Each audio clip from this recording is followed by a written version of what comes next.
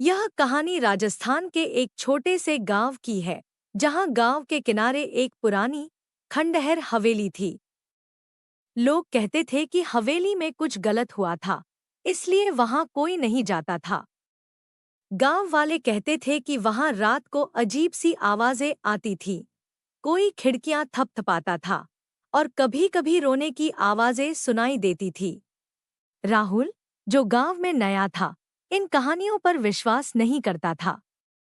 वह आधुनिक सोच का था और भूत प्रेतों को सिर्फ अंधविश्वास मानता था। एक दिन राहुल ने अपने दोस्तों के सामने चुनौती दी कि वह रात को उस हवेली में जाकर रहेगा। उसके दोस्तों ने उसे चेतावनी दी, लेकिन राहुल ने हंसी में उड़ा दिया। रात होते ही राहुल ने एक टॉर्च और अपने फोन के साथ हवेली की ओर रुख किया।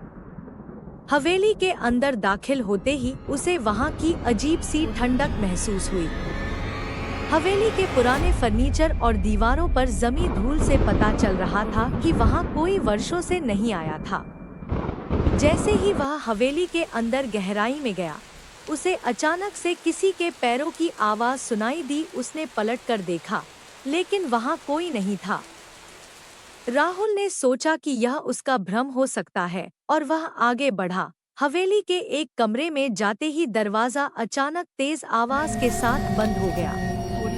राहुल ने डर के मारे दरवाजा खोलने की कोशिश की, लेकिन दरवाजा जैसे किसी अदृश्य ताकत से बंद हो गया था। तभी अचानक उसे कमरे में एक बुढ़िया की छाया दिखाई दी, जो धीरे धीरे उसकी तरफ बढ़ रही थी।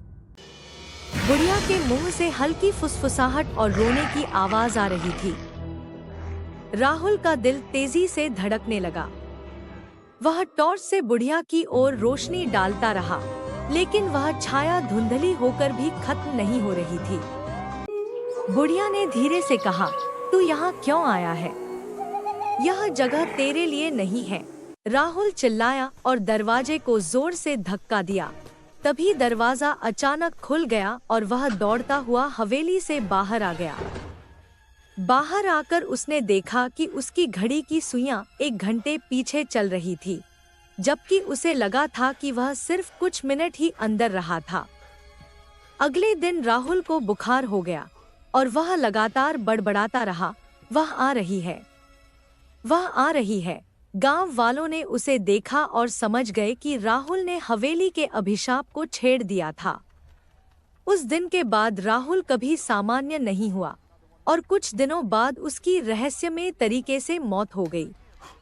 गांव वालों ने फिर से हवेली को दूर से ही देखना शुरू कर दिया और वहां जाने की हिम्मत कभी किसी ने नहीं की।